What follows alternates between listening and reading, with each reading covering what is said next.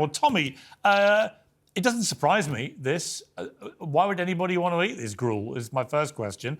Plus, it's not healthy to lead a vegan diet. Most science now has established that. And now it turns out nobody wants to eat it in restaurants. I mean, it's a triple whammy for the vegan world. What do you think? Well, I'll tell you this. I come from a ranching family in South Dakota here in the United States, so I firmly believe that a meat-based diet, in addition to plants, is important for your overall health and also the overall economy. So I'm a big advocate for that. But I'll also tell you this, Piers, a couple weeks back we had a major snowstorm here in Tennessee, and the grocery stores had pretty much nothing left. Everybody had taken everything, but you know what was left?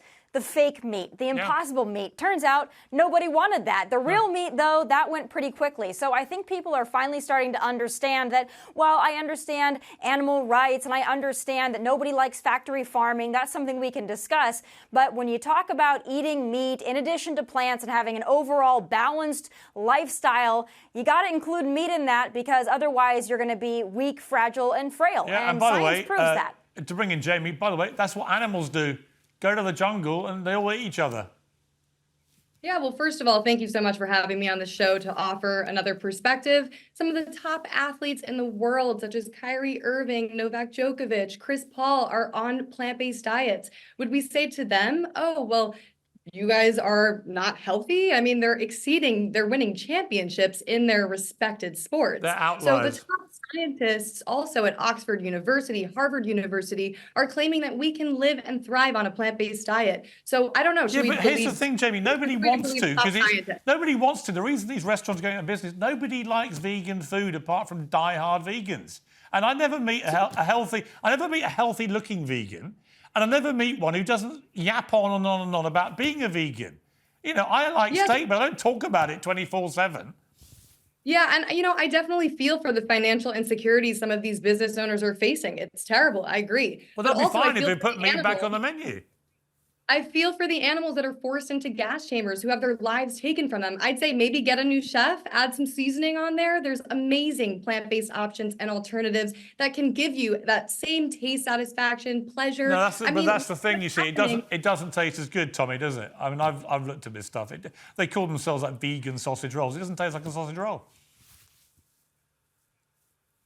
No, and you know, if vegan and plant-based food was so great, they wouldn't go out of their way to try to make it taste like actual meat. So I think that proves the point in and of itself. But I would say this, if we can find some common ground here, I think that would be excellent. I'm against factory farming as well. I don't believe in cruelty to animals as far as shoving chickens in cages or having animals live on feedlots their entire lives. So there's a solution to this. We can go back to American or maybe UK based for you guys farmers and ranchers that raise their livestock in a humane way. And if you're able to, instead of buying the stuff in the grocery store, go and find somebody that has a ranch or a farm and get your meat from that source. Maybe that way we can be sustainable, we can be strong and healthy, and we can also eliminate you've got 30 seconds, Jamie. Cruelty. We've reached a point of agreement, I think, maybe.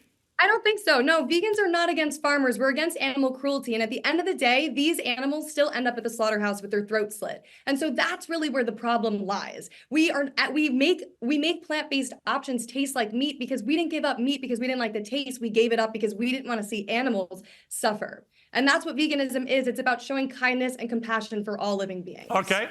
Listen, I hear you. I'm like Tomi. I don't like a lot of the animal cruelty that goes with the meat business, and that can certainly be worked on. But boy, I love eating meat, and no vegan's ever going to change my mind. Sorry. Tomi, great to see you. Jamie, thank you very much. I appreciate it.